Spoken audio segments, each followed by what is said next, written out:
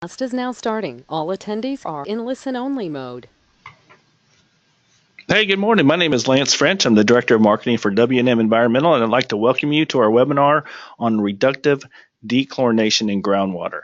Our expert for today is W&M's own Jim Flory. Jim, welcome. Thank you, Lance. Thank you for joining us. Before we get started, I want to go over a few housekeeping items. If you have any questions, please send them to me through your chat tab on your GoToWebinar window.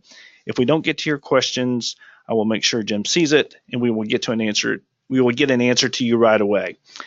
We are recording this webinar, and it'll be available to rewatch on our website later this afternoon. Along with the slides, I will send you an email with the link when they are made available. So let's get to it. So let me start off by introducing Jim. Jim, you're a geologist, a professional geologist, and you're also a certified professional soil scientist, or CPSS. That's correct. Yeah, professional geoscientist. Yeah. Yes, and you geologists love your acronyms, I guess. We have to have them, Lance. It Yes. conveys a level of importance and expertise. Very good. So I also see that you're Texas and Alabama. Why Alabama?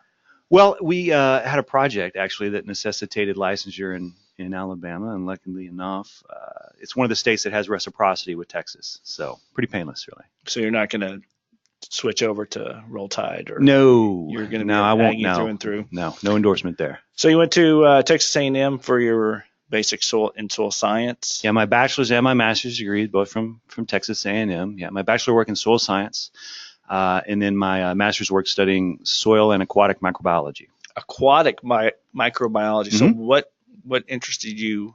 What got you into that field?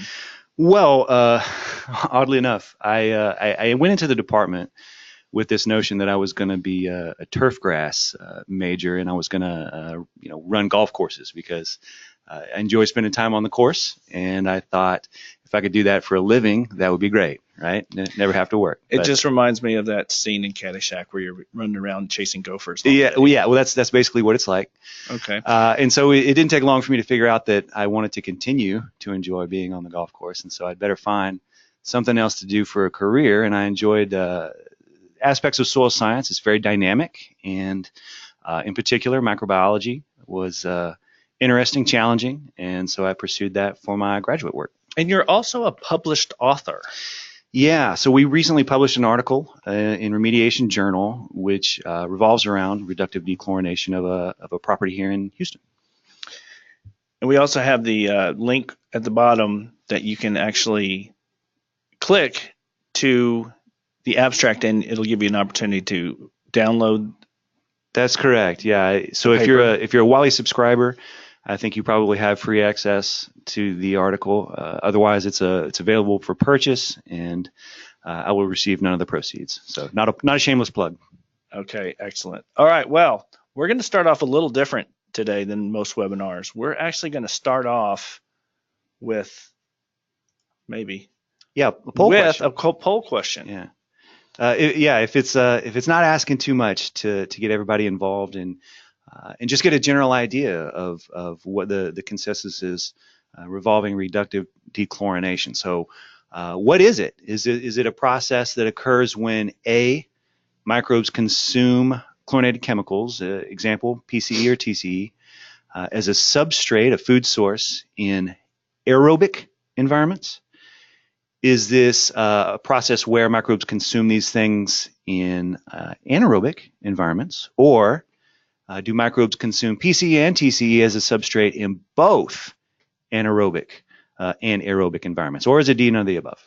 Okay, so I'm going to launch the poll now. The reason why we are sitting on the slide longer is because when I launch it, it limits me to how many characters I can use. So we've abbreviated some of the answers. So I'm going to go ahead and launch that right now. Okay, so while they're figuring the question out, Yeah. I have a question for you. So reductive dechlorination, to me, when I read that, and I'm sure it's because of who's thinking this, but reductive dechlorination, it kind of sounds repetitive, because isn't dechlorination taking the chlorination out of water? And it sounds like you're trying to reduce the dechlorination. Right. And so that's Close, not quite. We'll delve into that a little bit later. Okay. Okay, you know what? And I messed up. I didn't actually launch the poll. Oh, okay. So we've got a little time. So, okay, so there we go. Okay, they're active now. Sorry about that, guys.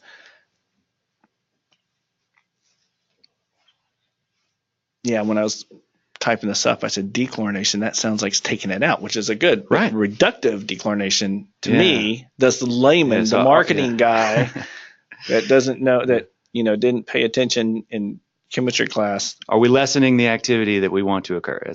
Yes. Okay, so I think we have everybody. I'm going to close it. If you guys want to chime in, post the question, but I'm going to close the poll right now, and I'm going to share the results. Okay, so the results are, and we can't see them. Hopefully our listeners can. The results are 20% said A, 47% said B. Okay. 27% said C. So it's all kind of all over the board. 7% said none of the above. So, yeah. Okay, good. Well, this is a timely question. And the answer actually is D, none of the above. So what is it then? What is reductive dechlorination? So let's take a look at a synonym, reductive dehalorespiration. And reductive dechlorination is a form of dehalorespiration, sometimes referred to as that. Sometimes you see it referred to as organohalide respiration. But this term is a bit more descriptive. It tells you more or less exactly what's happening here. So starting right from the beginning, reductive in this case does not necessarily mean lessening, but actually a chemically reducing process as opposed to an oxidizing process. The prefix D to remove, and then halo, a reference to the halogen group, which I've depicted right here on the right side of the screen in the periodic table. So you've got fluorine, bromine, iodine, and sandwiched right between those chlorine, which is the subject of this webinar. And then the tail end respiration, which is a reference specifically to cellular, to metabolic respiration. So this is a process that occurs as part of respiration. And so the big aha light bulb at the bottom, bioremediation does not always, and certainly not in this case, equate to the microbes, quote unquote, eating the contaminant. I think that's a sort of a common perception of bioremediation, and it's not undeserved necessarily. But in this case, it's not the process that is that's driving the result. Is that a halogen light bulb over there, by the way? That's an excellent question, Lance.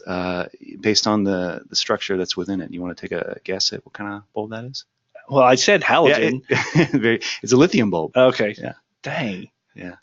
Well, I tried. I figured we'll put lots of well-placed science humor through. I had 50% since the word was actually on the slide. It probably helps then to talk a little bit more about respiration. And so, Lance, you want to take this one? Tell the people what's going on here? Oh, good Lord. No, but it does. I think I have seen it in an episode of Breaking Bad. Yeah, that's basically the same thing. So this is aerobic respiration. And how do we know specifically this is aerobic? I'll get into that. And I'm obviously glossing over certain functions like glycolysis, the Krebs cycle, pyruvate conversion, which is totally unnecessary because we all remember very well our molecular biology. But I do want to focus on the electron transport chain because this is basically the final process here in respiration, and it's critical, in my opinion, to understanding what's going on in reductive dechlorination.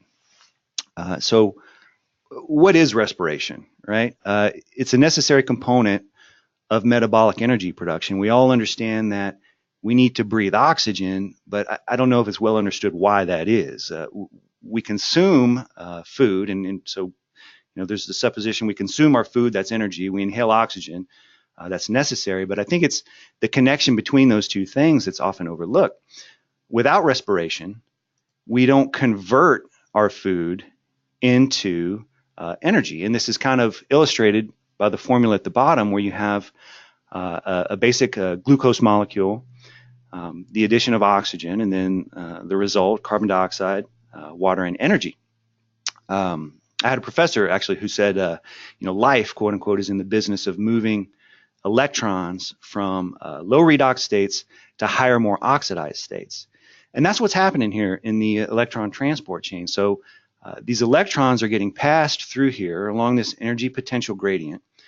And the last link in that chain, the last step, is oxygen. Oxygen is the last acceptor. It's the terminal electron acceptor. And because oxygen is used here as this terminal electron acceptor, this is aerobic respiration.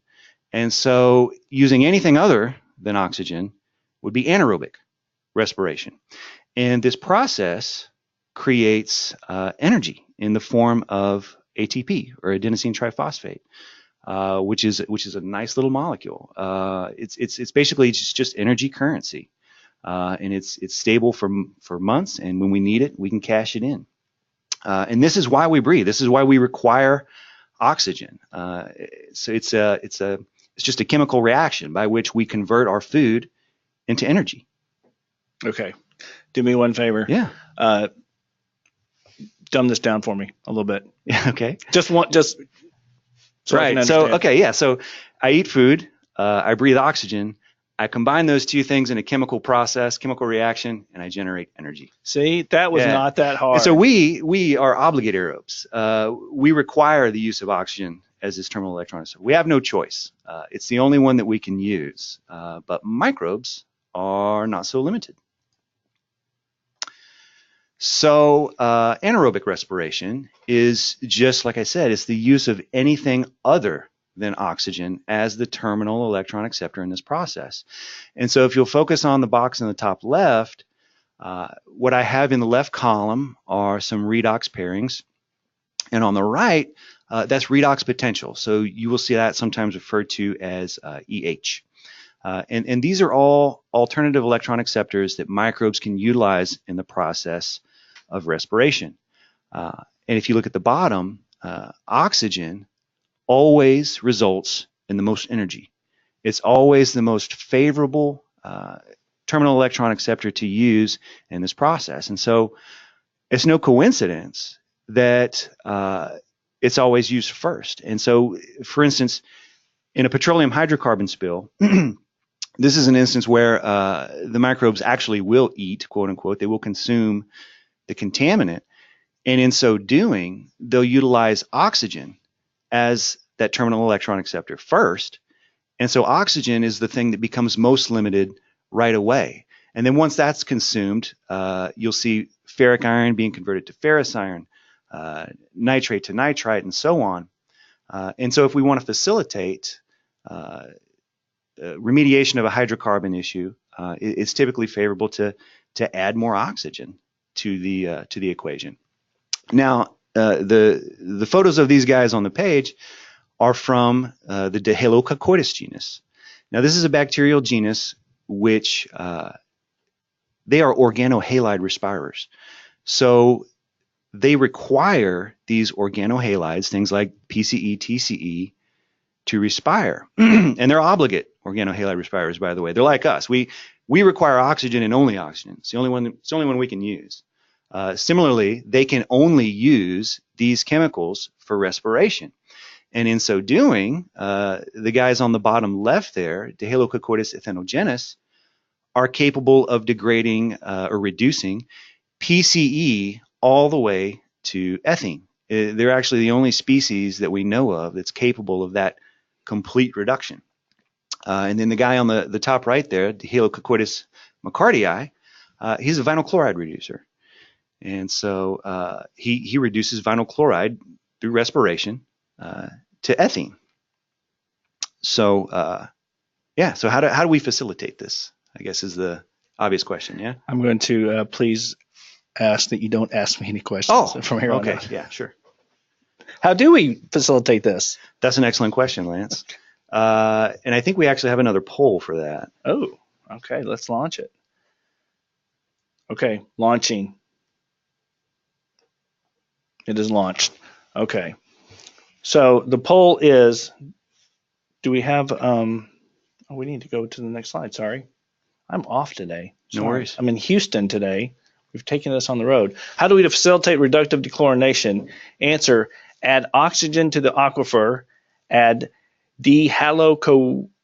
Hold on, I want to say this. Yeah. Dehaloconcoitus. That's it. Exactly. Dehalococoitus. Exactly. Dehalococoitus to the aquifer, add the aquifer anaerobic, make the aquifer anaerobic, and then the lawyer says it depends. Yeah, it depends. Yeah, so given what little we've discussed, at this point, if we think we want to facilitate reductive dechlorination, do we make our aquifer more oxygenated? Do we just add microbes? Do we make the aquifer anaerobic? Or does it just depend? Okay, well, I'm going to go out on a limb and say, since you kind of tricked us with the last one, I'm going to go with D. Was the last one tricky? It wasn't intended to be. It was, it was a little bit all over the place. You really had to know the answer to get the answer, I think. That's how it works generally, yeah. Okay, so I'm going to go with D. So I'm going to close the poll now. So you have a few seconds, and it's closed. Okay, and here are the results. 6% said add oxygen to the aquifer. 22% said add dehalococoitus. 28% said make the aquifer anaerobic, and 44% says it all depends. Yeah. I think the 44% are generally correct. So if one of these two polls was going to be misleading, I think this was the one. We could say that A certainly is the least correct answer if we want to facilitate reductive dechlorination. And then the next two, B and C, really are a matter of strategy and which strategy you want to delve into at the onset. And so I guess the correct answer, the most correct anyway, is D. It depends. Okay, so kind of what you're saying is that any of these answers could be right. No. Okay. A is definitely not correct. A is definitely not correct. Yeah, definitely not correct. Okay. But B, C, and D? They could be, depending on where you are in the process. Yeah. Okay. I have a feeling that our audience is going to be upset that they can't get it right. They need the right answer. Okay, so two different strategies here, generally speaking, for bioremediation. The first, bioaugmentation, addition of microbes required to speed up the rate of degradation of a contaminant, as opposed to biostimulation, the modification of the environment to stimulate existing microbes capable of bioremediation, and it could be by addition of various forms of whatever nutrients are specifically limiting this process, or electron acceptors. And these definitions are directly from Wikipedia, which is great because literally anyone in the world can contribute, so you're getting the best available information. Yeah. I know that word. Yeah. So that's tongue-in-cheek, obviously, a little, if it's not obvious. But my definitions would not greatly differ from these. Bioaugmentation, very simply, is just the addition of microbes. So it's the addition of foreign microbes, which would be used to carry out whatever your desired process is, whereas biostimulation is modifying the environment, certainly, but specifically to create conditions that are favorable for the process that you want the microbes to carry out. And yeah, that could be through addition of nutrients or electron acceptor or electron donors, for that matter. Which it's a good time to bring up something that Martinus Beyering, Lance, you're very familiar with his work, of course. Very. Dutch microbiologist and botanist, one of the founders of environmental microbiology. So he opines everything is everywhere, and the milieu, the medium, selects. So consider what this means really for microbial ecology. Microbes are ubiquitous. They're everywhere all the time. They're ever present. And so what he's saying here is that the potential for all forms of microbial life is ever present.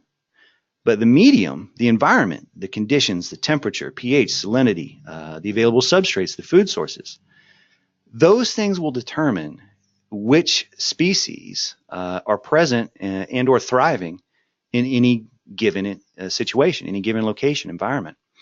And so, for instance, this handsome gentleman right center left on your screen, Polaromonas naphthalinovirens, strain C12. Lance, with a name like naphthalinovirens, you have any idea what this guy does? Naphthalinovirens? I don't know. No. Sounds like a punk rock. Yeah, correct. Yeah, this guy degrades naphthalene. Yeah. And so, that being the case, where do you think it might be found? Where do you think this one was isolated?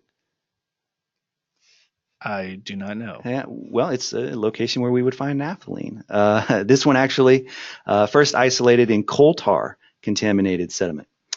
But there are instances like this more or less anywhere we look. A new species was identified during the Deepwater Horizon investigation. You heard of the Deepwater Horizon incident, right? Yes, okay. I have. Yeah, I saw that movie. So now, a microorganism that was identified during that investigation, what do you think it does? Helps treat oil. That's exactly right. That's correct. You do not have to sound so surprised when you get something right, by the way. But yes. Sorry about that. I'll work on that. So yeah, that's correct though. It does. It degrades hydrocarbons and specifically can do it on the ocean floor, which is kind of a big deal.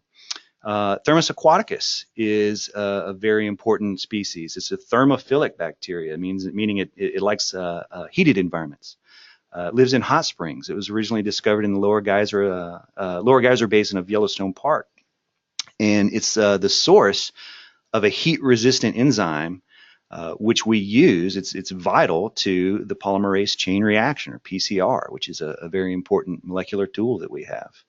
And in fact, I had another professor who postulated that he believed we could identify microorganisms in a flame, in an actual combustion, if we only had the tools and the technology to isolate them. I don't know who would want to do that. well, but it's not the craziest thing if you consider where we have found microorganisms and how specialized they can be and in what environments we find them. So everything is everywhere. It sounds like a Beatles song on when they were in their LSD phase. It may have been. So everything is everywhere. That kind of sounds pretty obvious. So we're going to call Dr. Bierink. Bierink. Bierink. We're going to call him yeah. Dr. Obvious from now on. That's what I'm nicknaming him.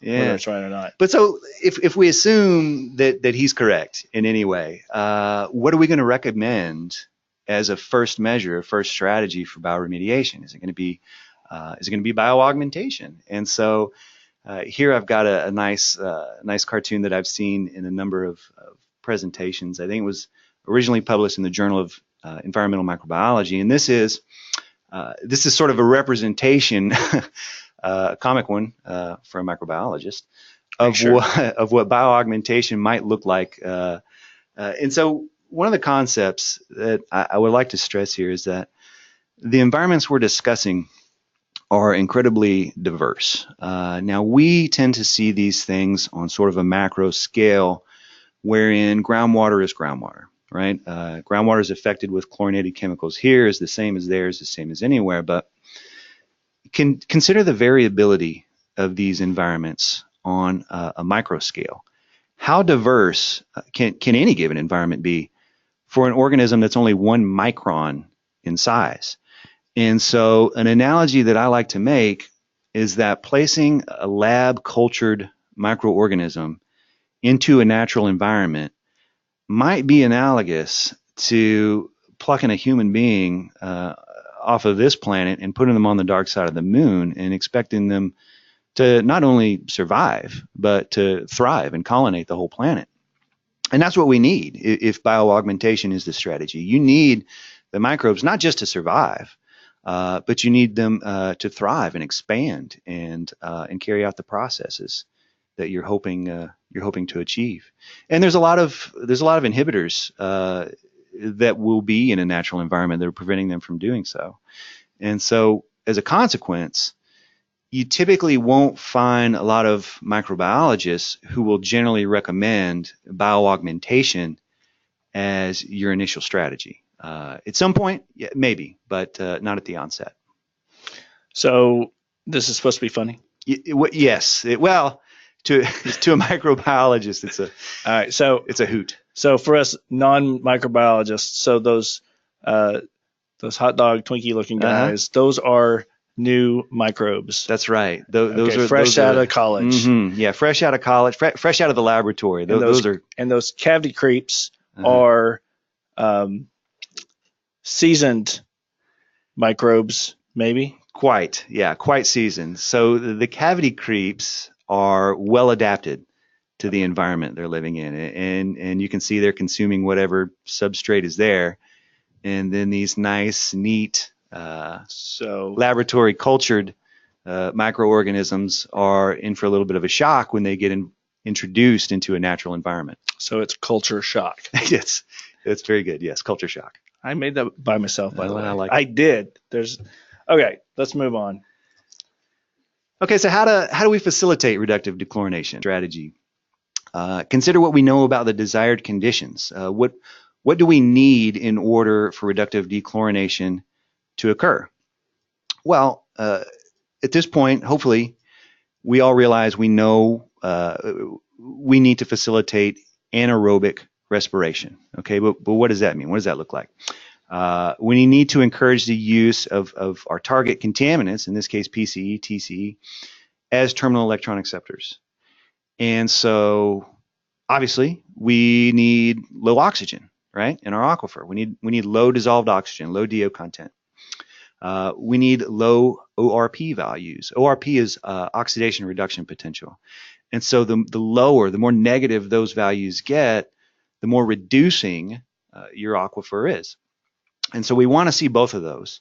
And then on top of that, we want conditions that are favorable for microbial growth. And so microbes in this instance, or in any for that matter, are not terribly different from all forms of life on this planet. You have to have adequate food, adequate carbon, substrate. You need basic nutrients. You need nitrogens to generate proteins. You need phosphorus. So we have to have conditions which are favorable for growth. And then, how do we stimulate that, right? So we can use, assuming we've chosen biostimulation here, we can add groundwater amendments to the aquifer, which are designed to create these more favorable conditions. So things like electron donors, whatever nutrients are most limiting in this process. We can add substrates, food, carbon sources. Cheese whey? Yeah, maybe. We'll come back to that one. And then for bioaugmentation, that would be just the direct addition of microbial cultures. The industry design proprietary blends, quote unquote, which if we're hoping to facilitate reductive dechlorination, those should inevitably contain various species within the Dehalococoides genus.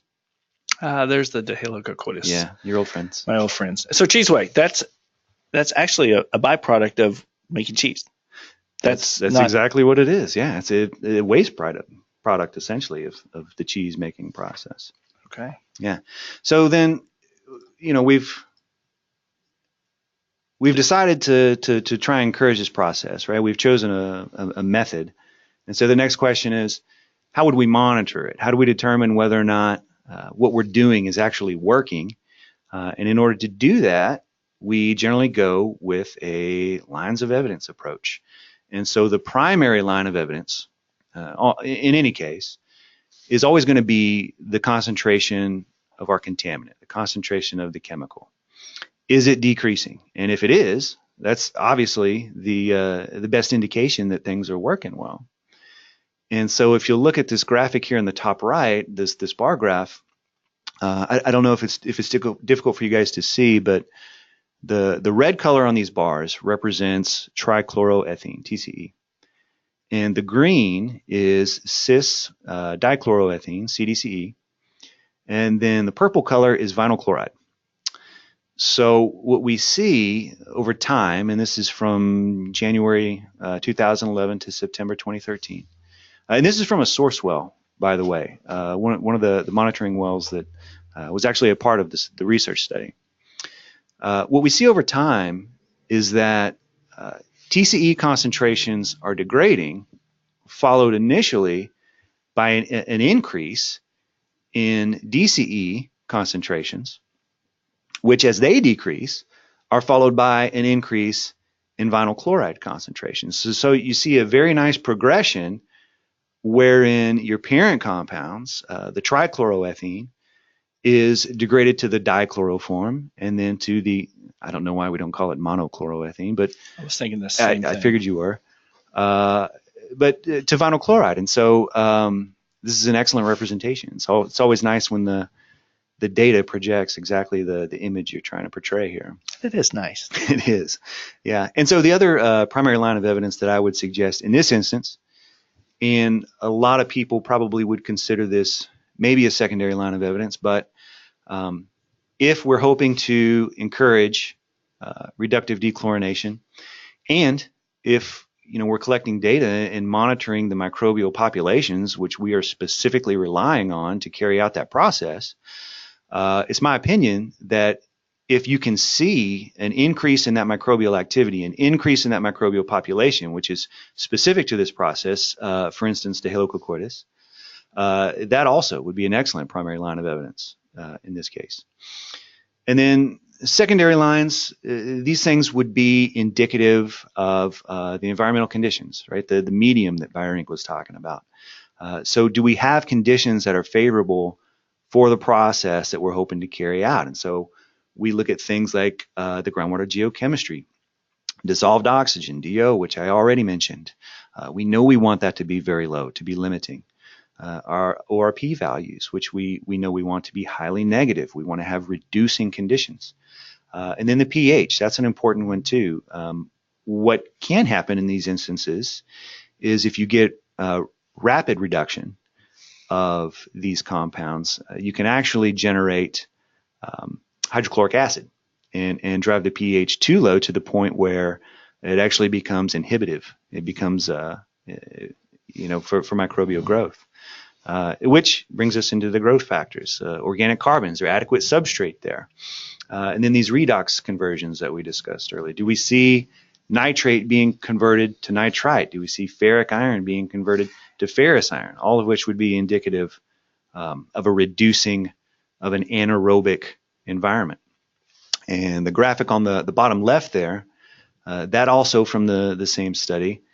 One of the problematic wells that we had, which consistently contain concentrations of these solvents in excess of drinking water limits. So the blue line represents ORP values, and then those red lines indicate injection events wherein we injected our product and we saw the subsequent reduction in the ORP value. Okay, so the reds are the injections. Correct. Okay, so I have a question. All right. Okay, so on March of 2011, yeah, we did, well, maybe it's not 2011, maybe it's not March, maybe it's April, I don't know. The blue lines were low, we did an injection, and then you saw a spike up. Why would that be?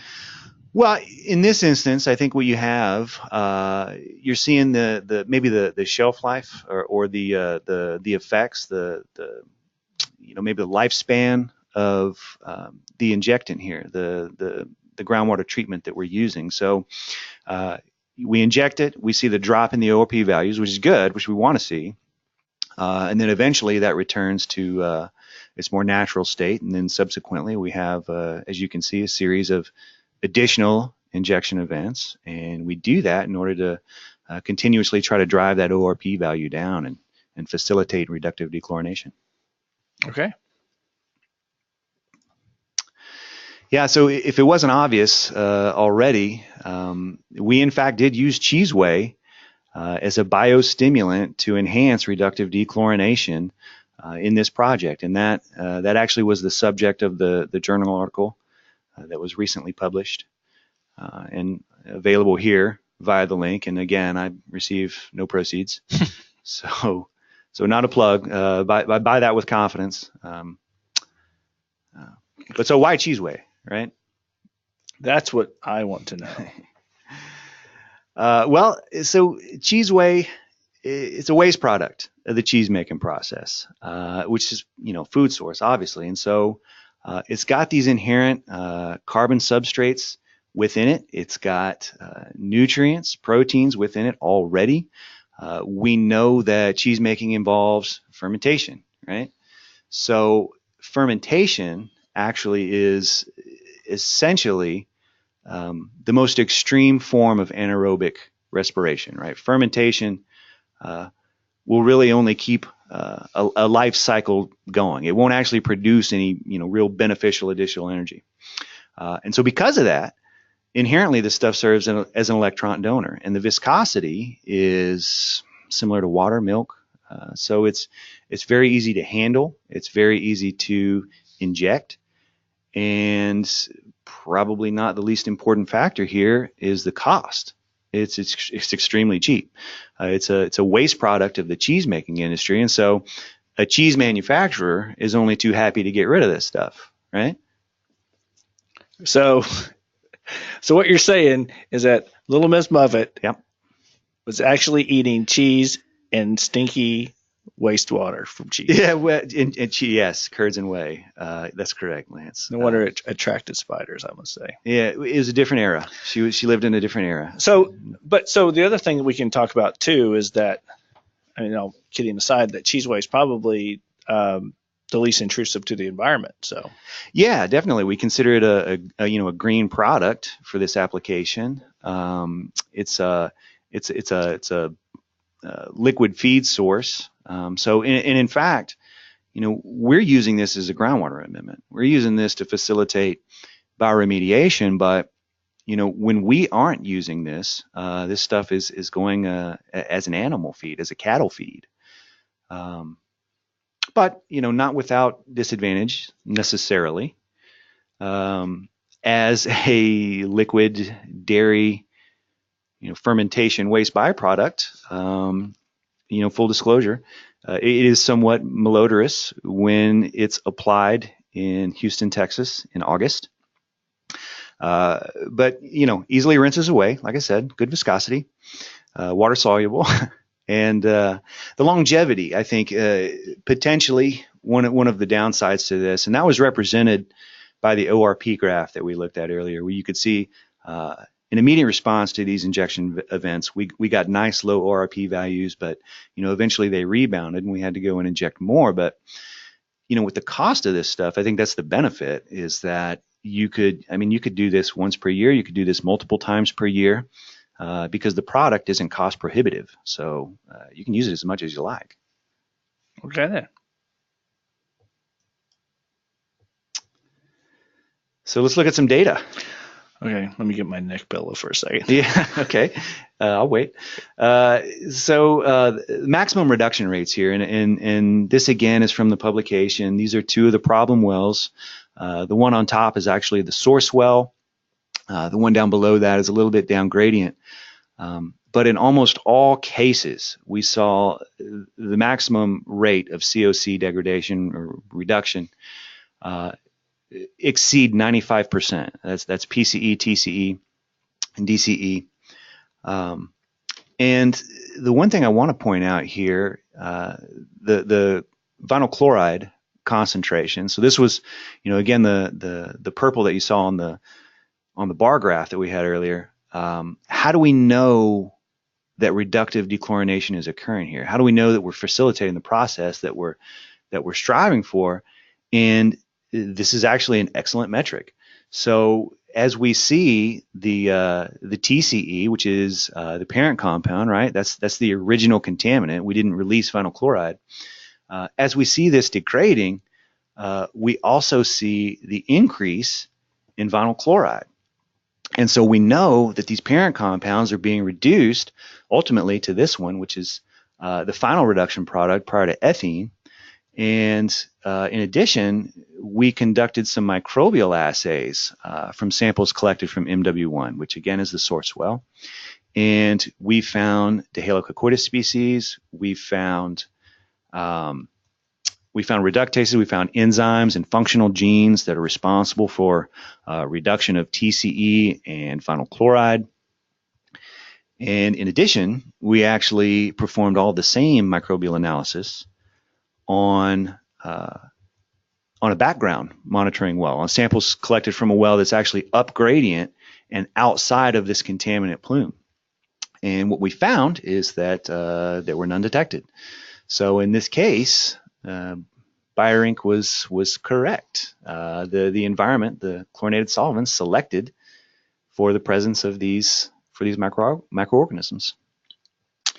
Thank you, Dr. Von Obvious. We got it.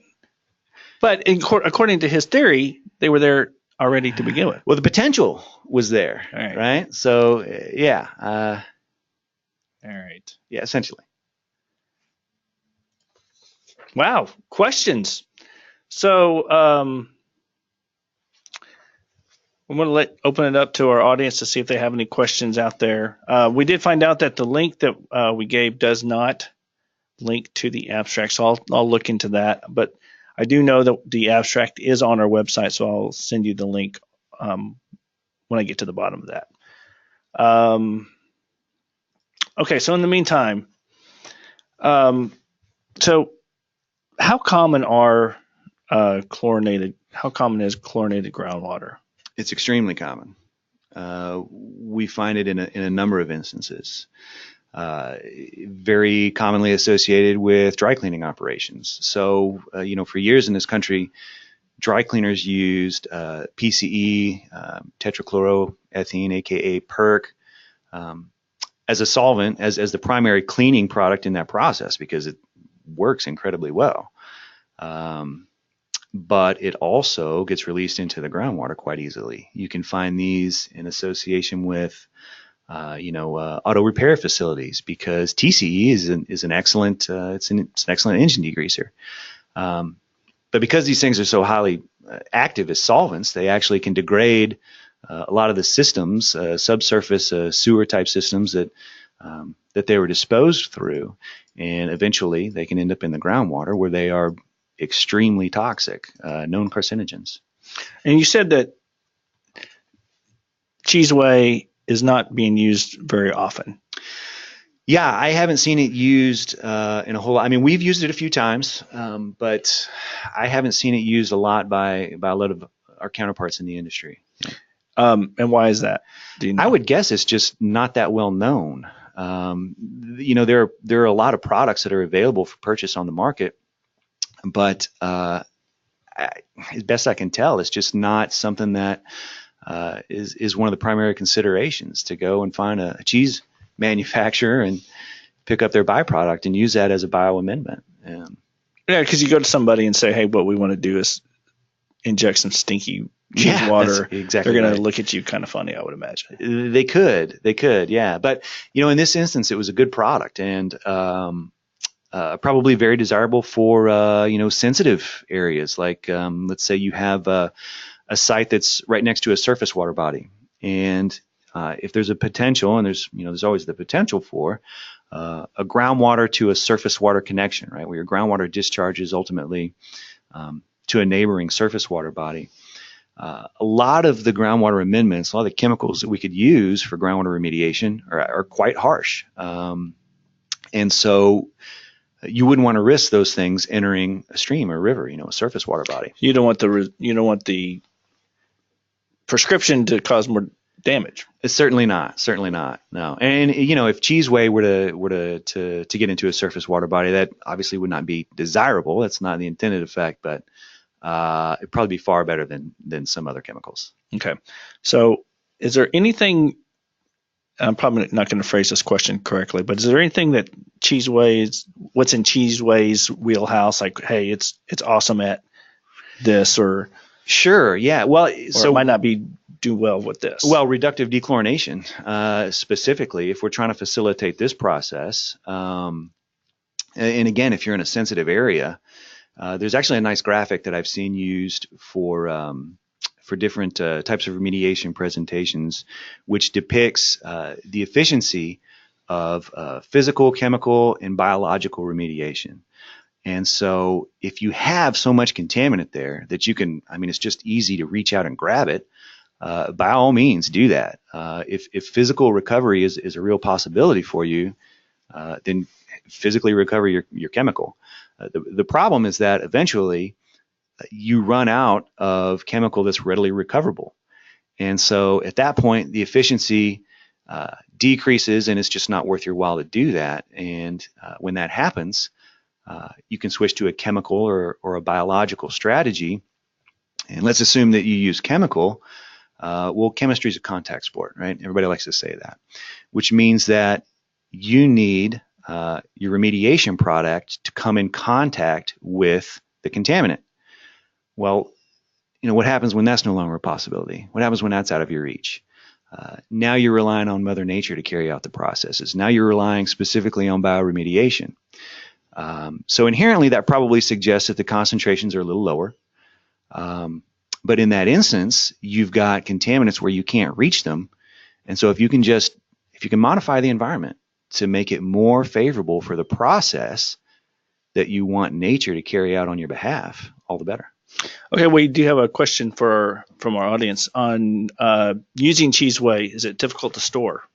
It's not difficult to store at all, actually. And typically, we would get a very large polymer tank delivered to the property prior to. And I mean, you can basically any tank, the kind that we would get anywhere from 4 to probably 7,000 gallons, and then we would have a tanker truck deliver the stuff, and we would pump it directly into the poly tank, and it'll hold there for, I mean, as long as we needed it to, the duration of an injection event, which would last no longer than a week. And in fact, you could basically pump all of it out within the first few days, and you could get another delivery of the stuff if you needed it to. But no, again, it's very easy to work with. It's not caustic. It's not explosive. Doesn't have any of those factors associated with it. And TCQ's like, hey, it's good stuff. Yeah, absolutely. Like I said, it's a green product. It's a food product. Ultimately. And again, viscosity similar to water, milk. So very easy to work with, aside from, maybe the smell. And you can buy it by the gallon? We bought it by the truckload. Yeah, I suppose you could get it by the gallon. That's amazing. Yeah. So do you see a lot of people trying to remediate their groundwater? I mean, out there, or is it something that, because in Texas, we don't, I know in Dallas, and we're in Houston right. broadcasting, but when in Dallas, we don't really use our groundwater very often. So,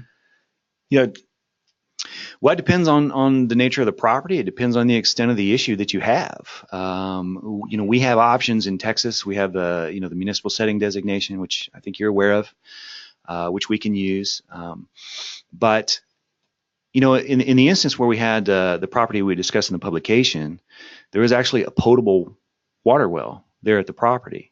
And so we couldn't restrict the property use with an MSD. It was a bit of a litigious situation, a lot of interested parties. And so we needed to remediate the groundwater to the point that the concentrations were below those groundwater ingestion standards. And, we had the right chemical, the right concentrations, and the right scenario. And incidentally, limited budget, such that cheese whey was really an excellent option there. Okay, so if somebody is out there listening and saying, you know what, I know we have an issue. Mm-hmm. Our groundwater is probably contaminated, or we had it tested a long time ago, whatever. Doesn't get better over time, or does it? Or it depends. Yeah, it depends. Yeah. So what do they need to do?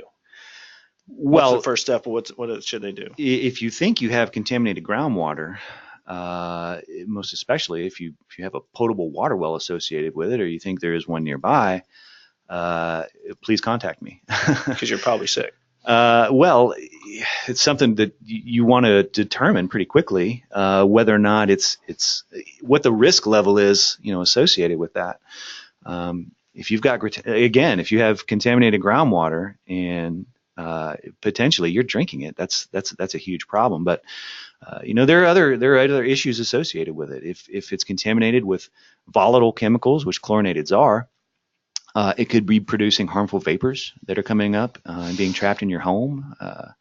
So it's contaminated groundwater is a very serious issue. In fact, most of the regulation we have that's specifically associated with property investigations and remediation cleanups is all derived from protection of waters of the state, waters of the U.S., which includes groundwater.